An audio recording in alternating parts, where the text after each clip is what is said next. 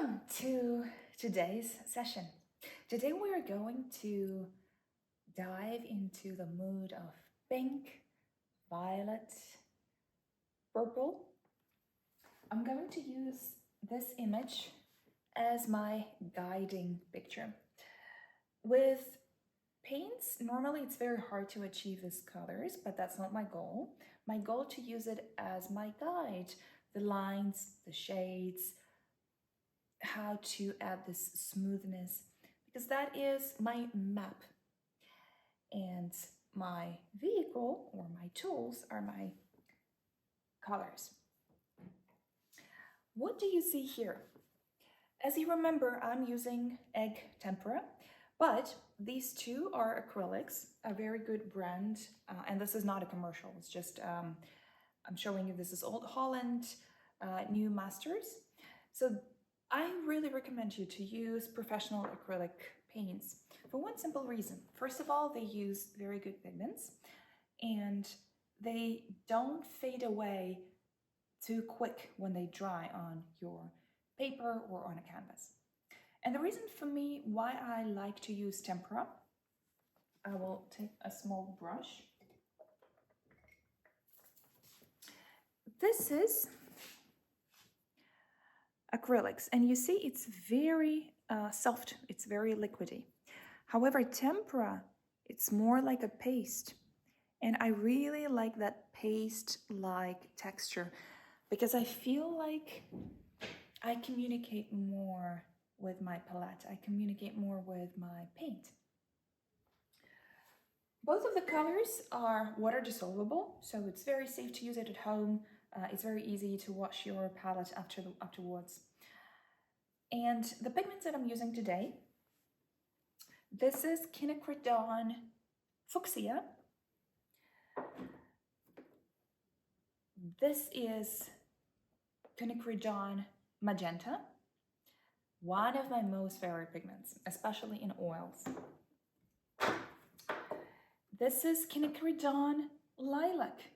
As you hear, we are using a lot of quinacridone because quinacridone is a pigment pinky, purplish, and by adding other pigments and where the main is quinacridone, that's how we add and make different shades.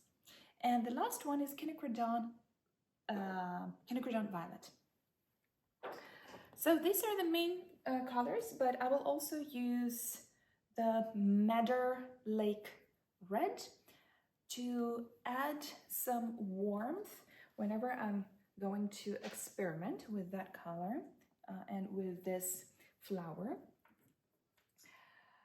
This journey means that I really don't know what is going to be on this paper, and I invite you to join me as well. Use an image as your guiding star, because the main purpose is to feel how do you respond when you communicate with this paints, with these pigments. So I think I will use this brush. The size is pretty good. It's for oil paints, number 20. So for me, it will be good to just mess on my canvas. And of course, let's not forget about white. One good thing about acrylics and tempera is that you can mix them too. Usually I use white acrylic, but tempera might be a little bit better because it's thicker, it might be less transparent as an acrylic one. So that is my palette, and to remind you of why we stick to one color, that magenta and that fuchsia, quinacridone fuchsia, remember one color can have two shades, cold and warm. And when we put them aside, and I'll just show you, that is fuchsia, beautiful, gorgeous color. I'm not even going to rinse my brush. And then I'll put magenta right next to it. I hope it is visible on the video as well, especially if we dissolve here and here, and I'll add a little bit of white. We instantly see which one is cold and which one is warm. So fuchsia, it's slightly warmer than magenta, it's slightly colder. So this way you can always experiment. Just try them on the paper, add a little bit of white, and then it will become obvious to you which one is warmer and which one is colder. Because that's how we add contrast. That's how we make our object stand out. And warm, it's where the sun is shining, so that's when we want to show the light. Shadow, it's cold, so if you want to show a hidden part or where the light is not shining on the object, use a colder shade. All right, let's begin then. Turn my canvas. So we see that on that picture it's all about lines and all about flowiness. So I'll just start making it flowy. First of all, we have this beautiful object here. I'll just mark it. Again, it really depends how big I want to make it, because maybe I want this area bigger to express myself more there, or maybe not. But I'll just use this as a guiding one. We will use a little bit of yellow later on, but maybe not. I still have to think about it. Then there is one little line here. Then there is going a beautiful petal right here. So what I'm doing, I am just adding the main lines. Focus on the lines, and sometimes I mix warm and cold just for the sake of mixing, so just to have some paint. So I focus on lines because that's where our colors in the paint will be building upon. So here is a very abstract line, and then I can see that this area is quite big, as well as this one. So I want to make sure that this main central petal is not too big. I can always fix that. Always can fix this. Actually, it could be the last one. So what I will start doing, we see that here the lines are going so beautifully. So I'll start doing the same. I'll add a little bit of red to magenta. Oh, a little bit of water. And usually if I start adding a new color, I'll put them separately. So I know that this is a little bit warmer mix with red. Maybe I'll add a little bit of fuchsia and a little bit of white. It's always easy to go darker, but much harder to go lighter. So, and then I start just painting it this way. We need to remember about this part because it will dry very, very quickly. And there's one beautiful, beautiful petal here. And I really want to make sure I won't miss it out. And then let me try to use pure magenta with white and see what I get here. All right, it's a little bit cold, so I'll use fuchsia instead. And fuchsia makes it much warmer instantly. So there are some little vents, and I will make it like this. And then there are going lines this way, and then the ones this way. And there's like, if we explore a petal, the line goes up and then it dents slightly, and so there will be a little curve. So we want to make sure we have these curves. I'll make them stand out. This line, it goes slightly also curvy, so it goes a little bit like U shape. So whenever you have a map, in map we always measure distance. So here I don't measure distance per se, but I already see that this is central part of our picture. And this one is slightly outside of the center. So if we put this line here, just slightly outside of center. But because we're exploring colors. It only matters so you actually enjoy the result and you make it look almost as real as your guiding map. So we are still in the same direction. So let's dive into the psychology of this color. Normally, this is one, I would say, not most commonly used pigment. It is very, very close to purple. And we know that purple, in the past, historically, it was a very rare paint. It was a rare pigment, so in the beginning it was a royal color.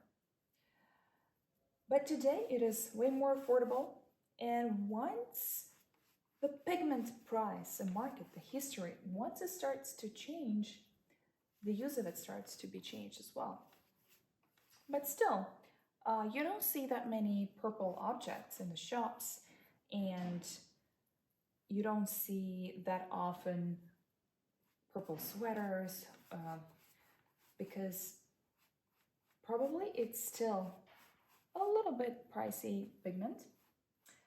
But in terms of meaning, purple and violet, especially violet, somehow it still associates with luxury, with royalty. If we speak about emotions, then it means mystery, knowledge. But when I talk about my own emotions and how I explore it, to me, purple is a very, very deep color. And so is this. Pink is a very naive color of something very young, of youth, of freshness. It's also very feminine color, so it means prosperity. A lot of flowers are pink, and we know that flowers, they are attracting for reproduction, so that's how they make themselves to stand out. So when I talk about this shade, so that a shade of violet, it still represents mystery to me, but in the first place, it has a lot of femininity, a lot of love, a lot of passion. And when I apply this color into the paper, I feel as if it's very juicy, and also I start to feel myself way more feminine, opening up to love, filling myself up with love, with purity, I would say. And that's how during the process I ask myself, how do you feel at this moment? What kind of emotions start to appear in this area? Maybe some thoughts, so the rationale lives in our head, right? And I start to question myself, all of these questions. And this is when I get the answer. And very often, when I dive into painting process, sometimes the direction might change. There was one very, very red painting that I created. Originally, the motivation was love, passion. But then, unexpectedly, it took a very interesting turn. It took the turn of darker side of red, and so is a darker side of passion and lust that is becoming more sinful, where we are losing our mind, when we are lost in sexuality, when we want to own someone, and that's the darker side of passion, and as well as red, when danger is being created.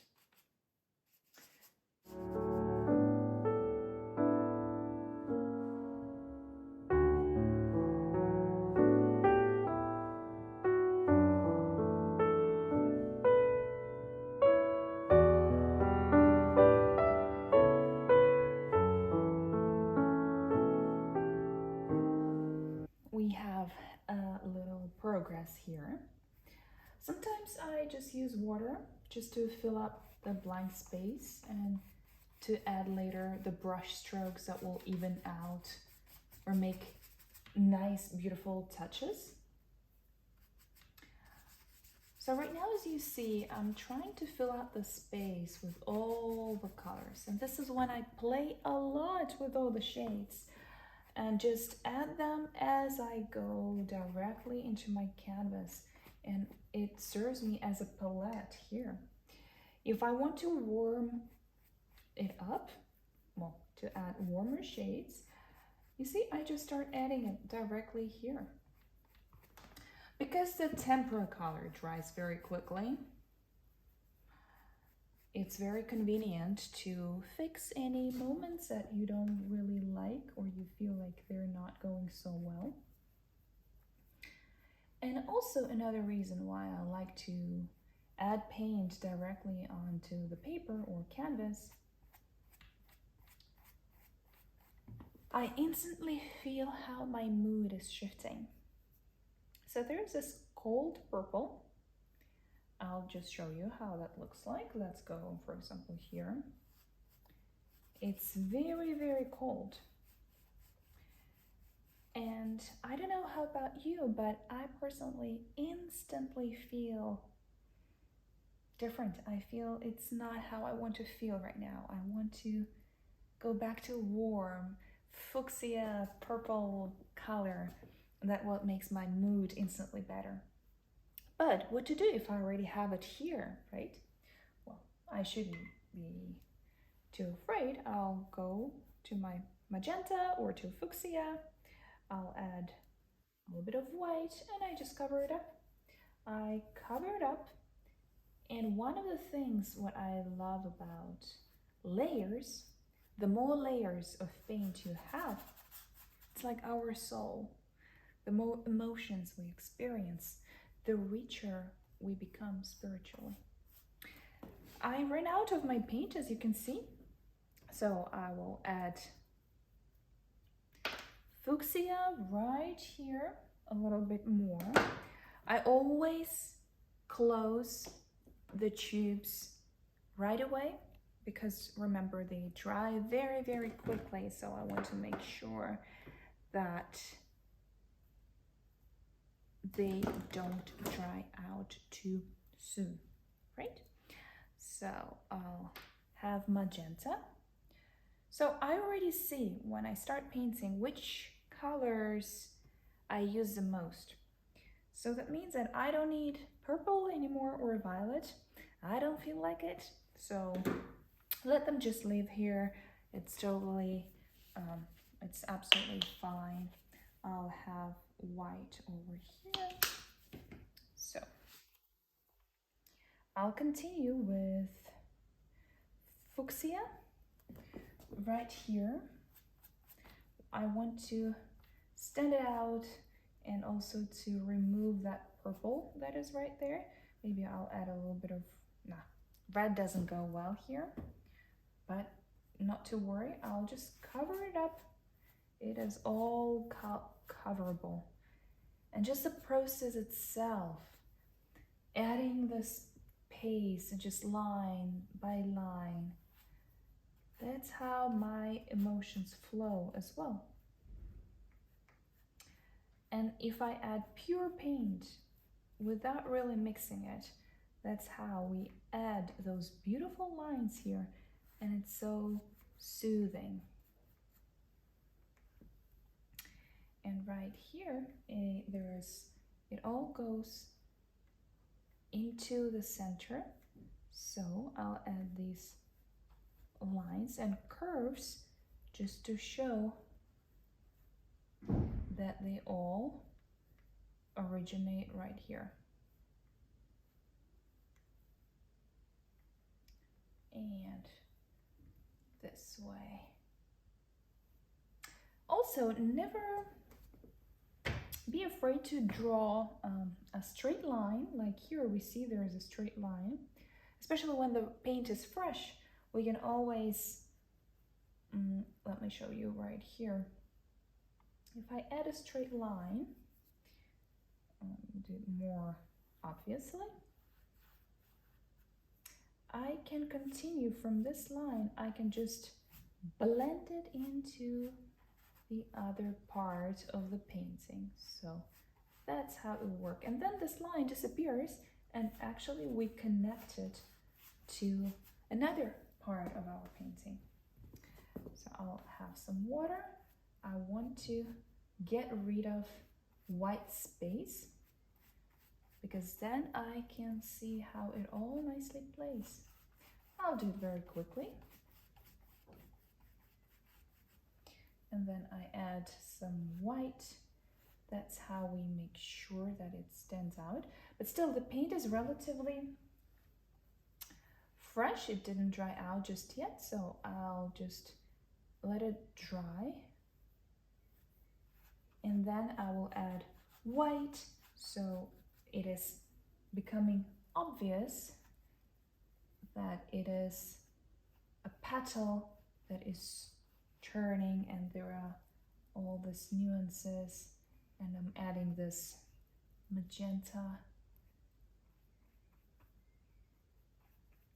because here we see the petal structure, and these lines, they can be any kind of a line. You just feel how that goes for you. And then there is another part here. I will use pure magenta again. Later, I will just start adding more white to it. That's where it also shows where this petal originates from. And then it goes longer and it dents, so this little petal goes up. But here it is a continuous smooth line going from the center. So it kind of gets you in there.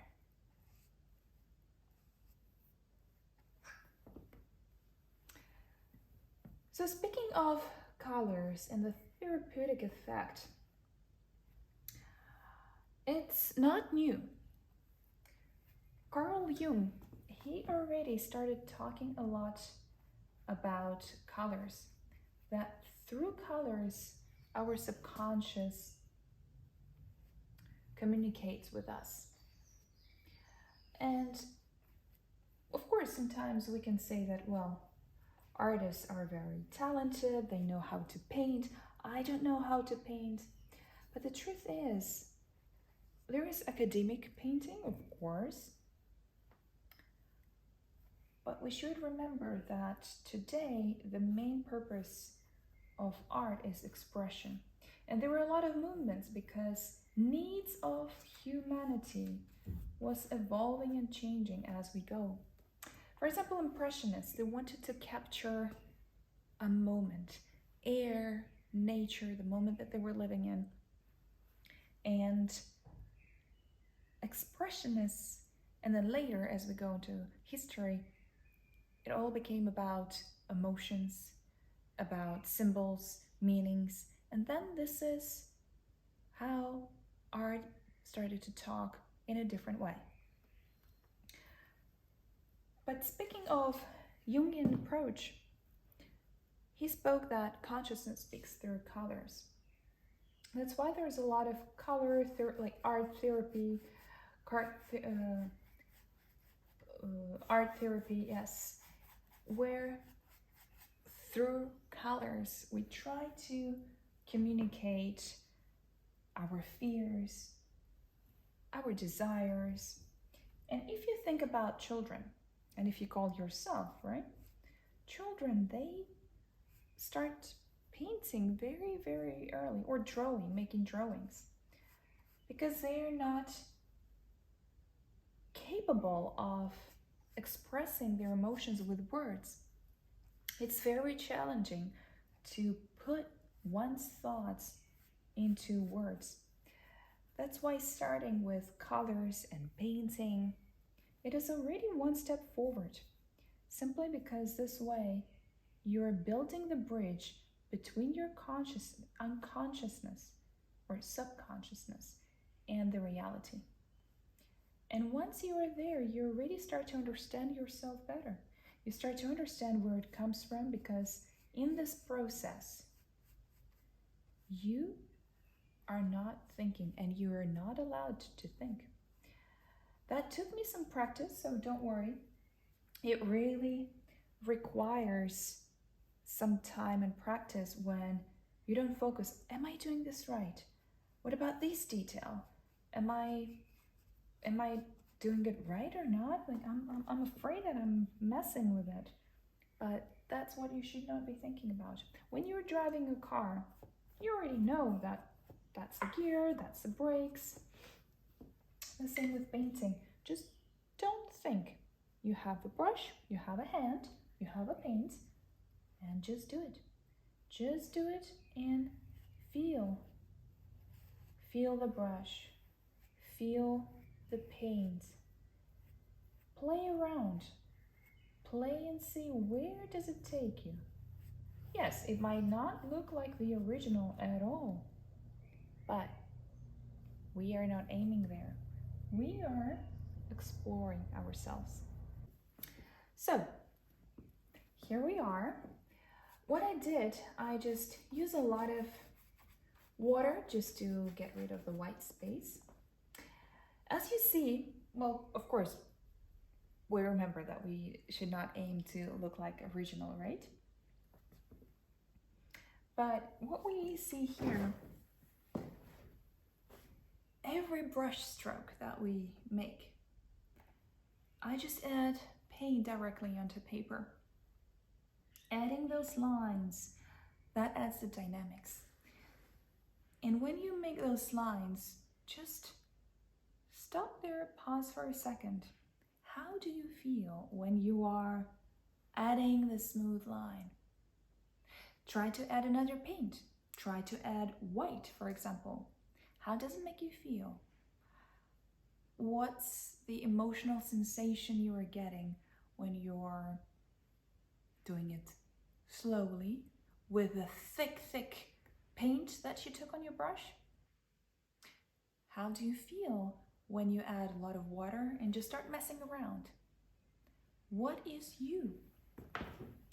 For me, it is truly therapeutic, just doing it stroke by stroke, very gentle. Sometimes, however, I do like to take a thick portion of paint on my brush and just do this. Instantly, it is a different result, especially when everything has dried out. It adds different sensation, and visually and emotionally, I feel the intensity of it. So we have a lot of white space here. Let's fill it out. If I look into the original, my map, if we look from far away, this is the darkest part, right? Although this one looks a little bit dark too, but let's make this one similar to this. And then I start working on the left part, adding some white accents or just lighter shade.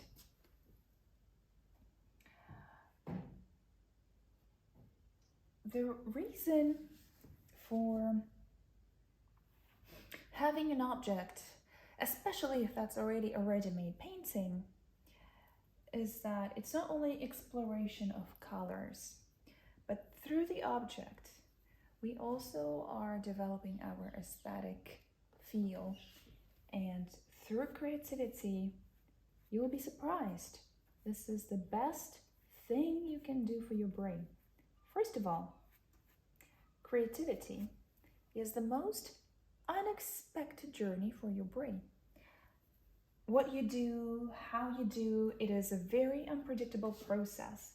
The colors, the sensations that you are getting, it is so new to your brain that so many different areas are getting activated. That's why creativity is a really good way to prevent Alzheimer's. The same effect as when you observe art. When you go to a museum, just stand in front of a particular painting and start reflecting. What do you feel? What are your sensations? Especially, of course, if you find an artist or art that you personally really like, that will be the best thing you can ever do to yourself. And speaking of daring to paint, remember there was one little object here. Frankly, I think I will just make it very minimal because I really like this petal and I want to work a little bit more on it. So I'll just cover it up with my favorite magenta, maybe mix with some other ones with white, because near the stem of this petal it's lighter, and then I'll just start adding the dynamics of this petal. So here it goes like this. And when I have a lot of paint on my brush, it instantly creates the texture of the petal. So here I'll do like this.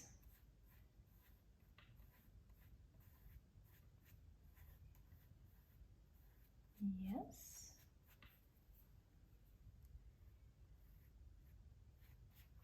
Adding a little bit of white. So when we are painting, it's all about constant experimentation. Also, another very good thing to do, pause for a second, step aside, try to switch your attention to something else, like focus it on a wall or on any object that is around you. Look around, turn around for a couple of minutes, and then with the fresh eye, look back at your painting. Talk to it. Ask yourself, is there something that you would like to improve? If yes, focus on that area. For example, I'm not happy with this one. What is missing there? Well, I feel like it misses the structure of the petal, flowiness that this part of the flower has. How can I fix it? I'll take a thick paint on my brush and then I make some strokes. How to add those lines, however? I see that there are darker, so I'll take a darker paint and I'll start adding those nuances over here. And then I see it starts to play instantly. So I'll add this one here as well. It becomes smaller, smaller, and smaller. So,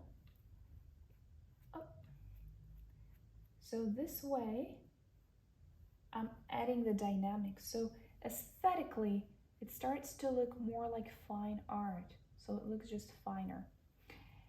And this is also one golden truth. When you look, for example, at Rothko, an artist who you will recognize just by giant canvases and two major colors. There will be two squares, one bigger, one smaller, a line separating them.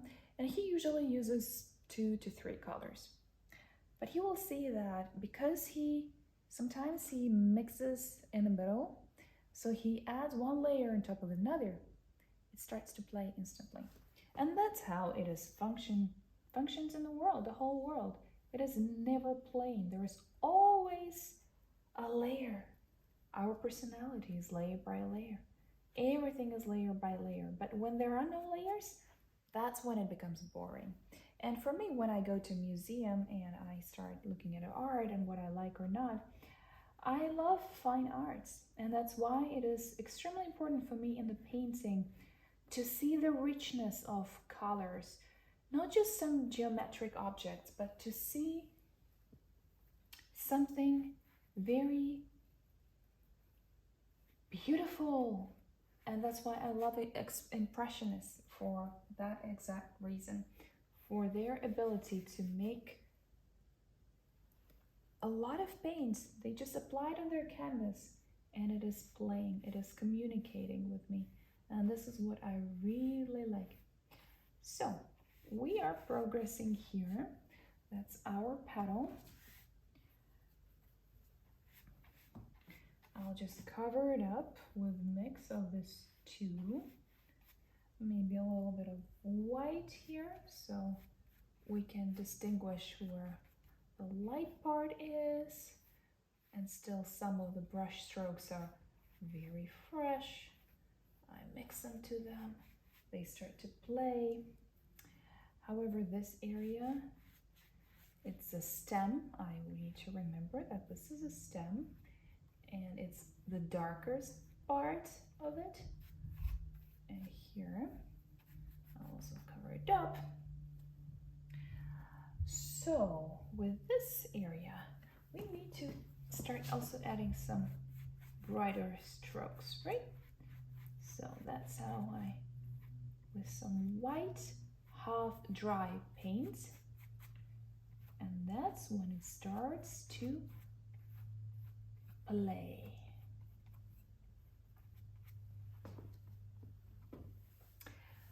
Probably one of the reasons I like iris flowers so much, it's smooth floating lines. They feel like the same is happening with my emotions.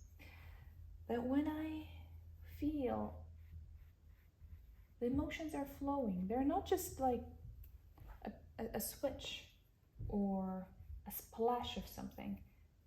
An emotional state, it's flowing, it takes curves, takes different directions, and that's how I help myself to explore it with the color.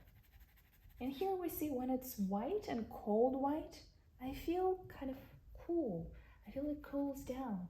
And then I want to go back to something warmer. And that's when I feel that now I can add something more red. And instantly it resonates with me. I hope with you. I hope you also feel how your body is changing, how your response is changing to any color that you add here, and how that starts to speak to you.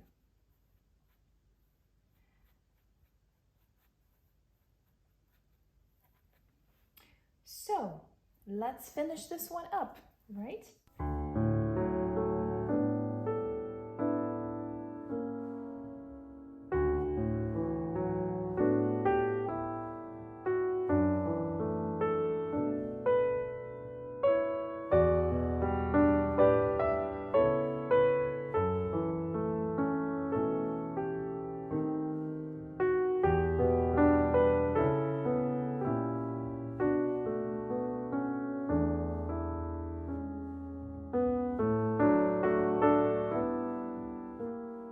So we're almost there, getting closer to a full picture.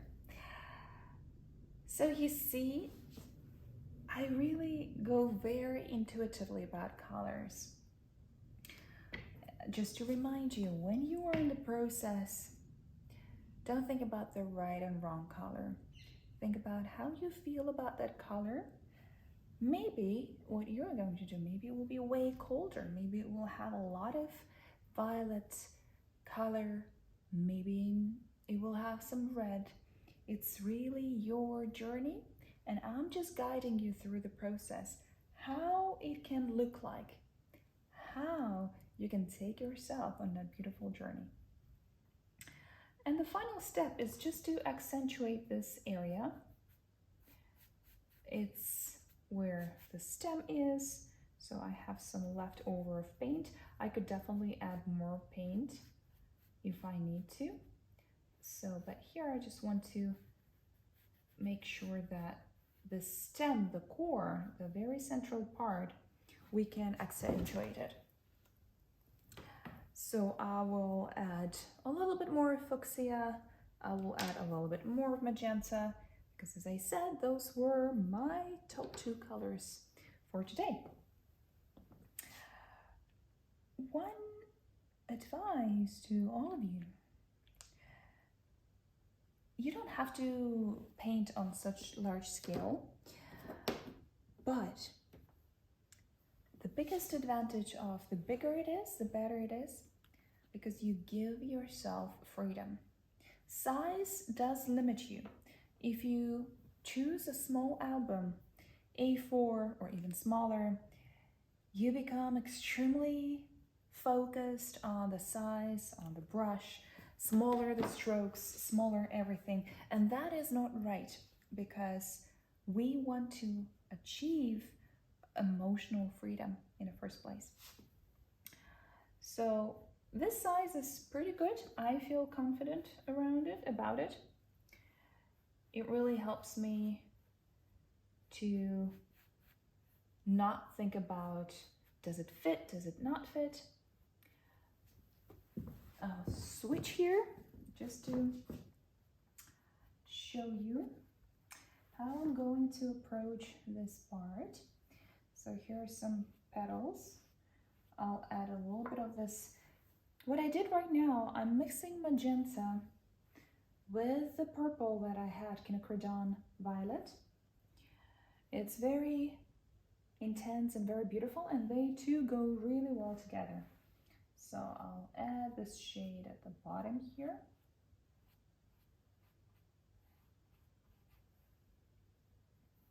The stem, the core.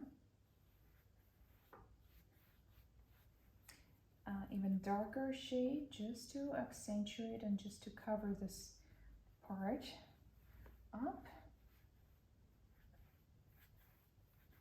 And now it's still very fresh, so when the paint is not too dry, I can really nicely play with it. So I'm adding just with a half dry brush. I like to work it at the end, because when I just grasp a little bit of white, I can start playing with it, adding the shades without adding too much, so I don't really overcoat the bottom layer. And still there's a lot of paint inside of the brush, so if I press it a little harder, that when it pops out, and this is when I can add even more accents. You see, with the almost on dry, white on dry, and then still there is some paint, so I can nicely blend it into the painting, into the paper.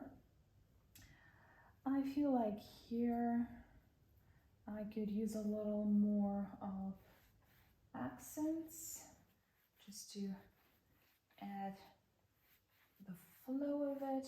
It's not super dark, so I'm just, and I'm doing like ziggy-zaggy, because that's where how our petal is behaving, like those little curves.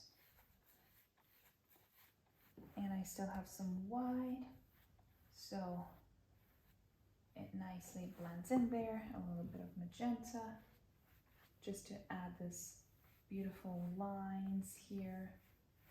I can add a little bit of purple. So here also a little bit of darker accents. This way, just a little bit.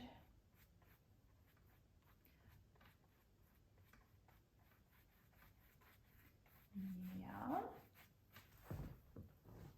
And this one, I don't like that it's straight line. So if it's straight line, I always try to blend it even more. So there is no geometry. We do not want to achieve anything geometric. I noticed that here we want to add a little bit of, to make it stand out a little. In order to stand this out, there are two ways. either to make this petal darker or to make this one a little lighter with some lighter contouring. I feel like doing a lighter contour around it. So what I'll do, I'll just make this and add a little bit of magenta here. Oh, too much, no worries. And then I blend in these lines. You see, I made a line like I mentioned earlier today, and then I just slowly blend it in to the petal, and it adds a nice dynamics. And instantly it starts to play, but because we have the second part here, we might want to accentuate it as well. And then I'll use a little bit of magenta because there are some lines and I want to make sure I'm accentuating it again. Those are very nice and pleasant final touches just to add some dynamics, some structure, to make it stand out with some juicy magenta. It starts to play as a flower. Here it was white, so we just need to remember that. Oh, this one was a little bit lighter.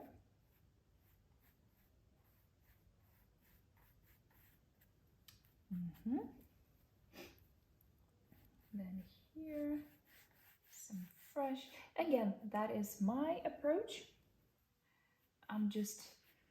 I really like when it's very smooth. You might have slightly different style, so I'm pretty sure your result will be very much of your own, very unique. And you see, I'm just playing around here.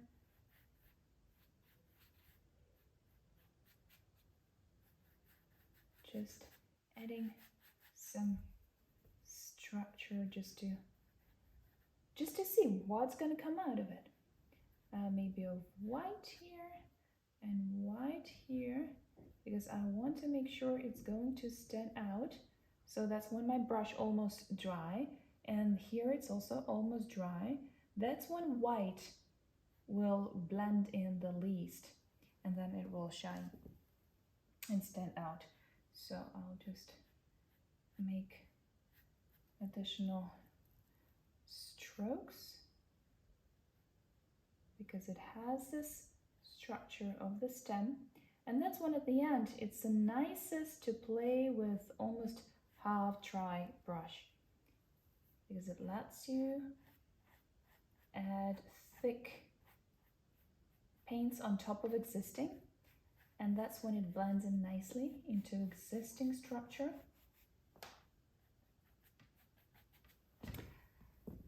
I have a lot of white left, so where do I need to brighten up something? Definitely this area. I want to make this very dynamic, and that's what I'm gonna do here.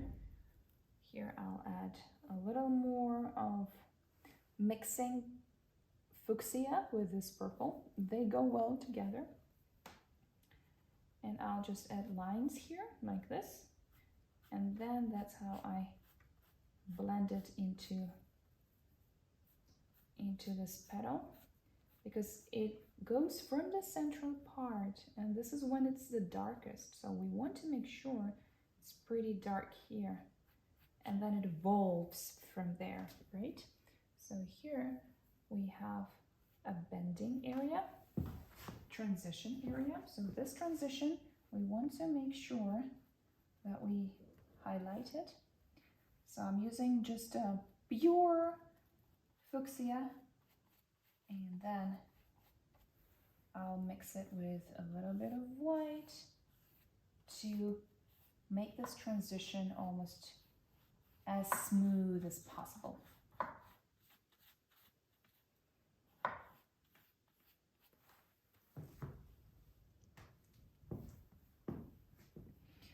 What about this area? well, it does have a transition, as on the original there is yellow, but I really like to stick to, one particular color, not to go with two of them.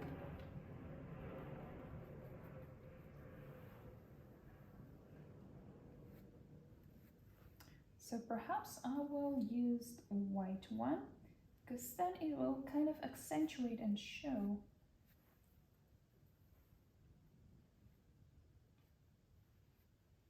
that there is light, and it's lighter. Where it comes from, let the viewer guess and play this game.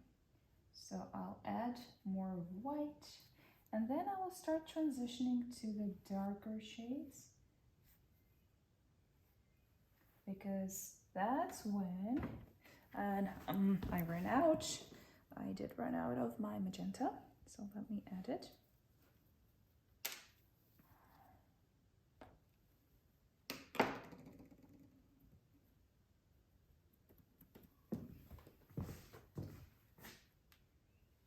I'm adding magenta with this lilac quinacridone, and that's when we will add lines here.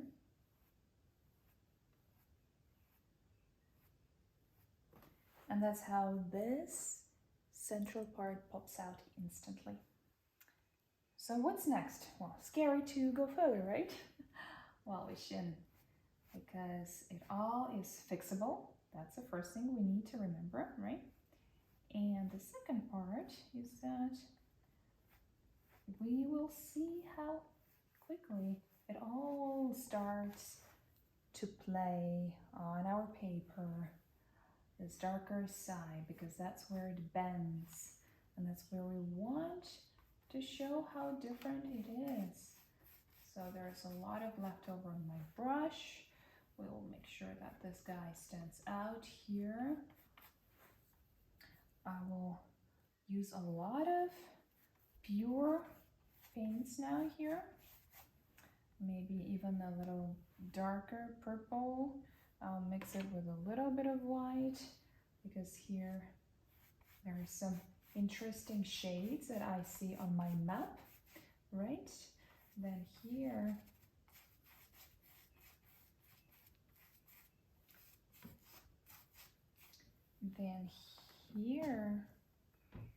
I just continue with this darker shades that I have added.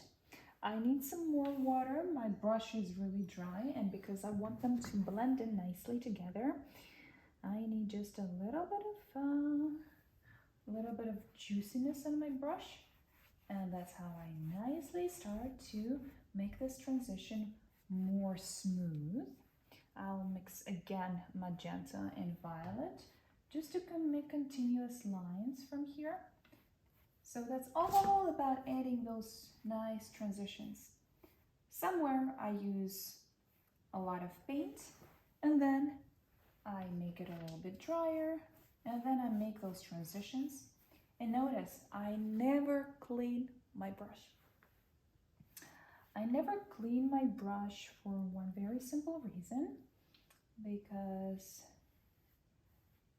these are all similar shades, so it really becomes easy to mix them and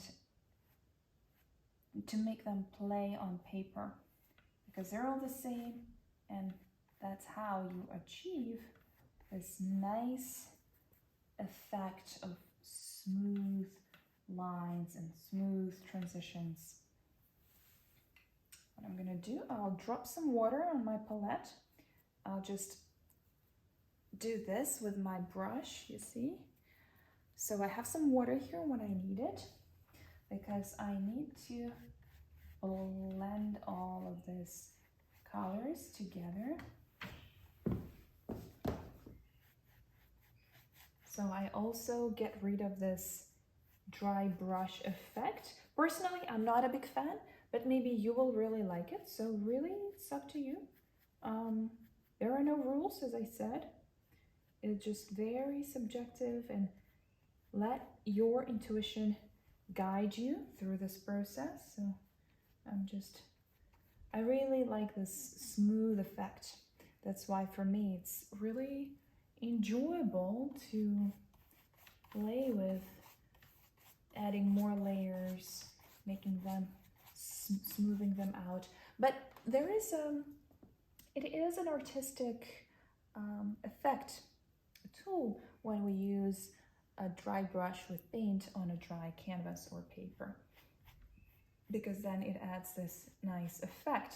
You will see like those dots when you can see through a previous layer. And then here we want to really start adding white, because this is where light is. There's a lot of light, so we want to make sure we have this light here as well. The lines are less important. I'm gonna just go here. Yes. Interesting. Should I do anything about this part? I feel like I should also add a little bit of fuchsia mix with white, just to show that the higher up we go, the more of light there is. And just sometimes playing with those areas. I feel like here could do a little bit of blending in there. More fuchsia.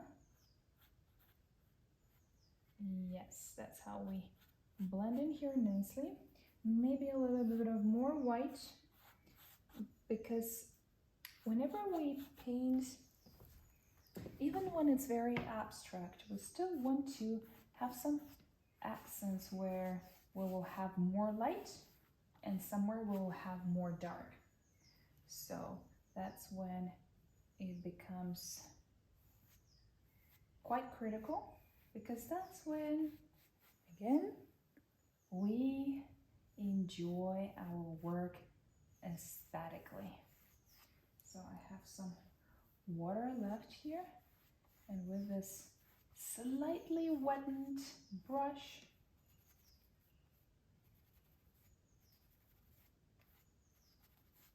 I'm mixing this white and adding a little bit of structure right here.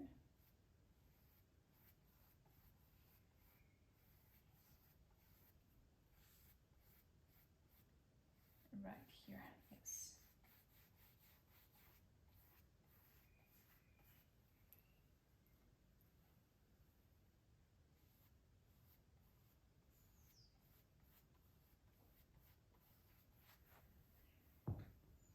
So I feel that here I could use a little bit of more white as well. Now, because remember, we step aside and we look into our results just to see, is there anything that you would like to fix or add? And I feel it just does it just fine. So now I'm just using very, very dry brush with some leftovers of white. And that's how I can just add the dynamics anywhere. And it will not ruin a dime. So here, just very dry brush with really a very small amount of white. And there's a little bit of area here to fix.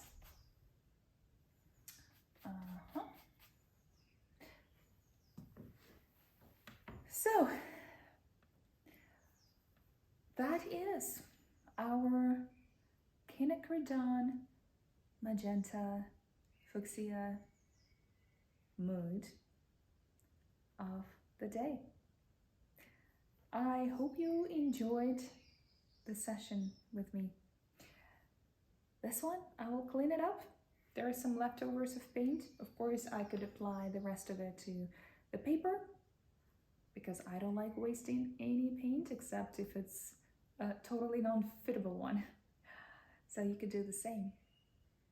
And I look forward to seeing you in the next session.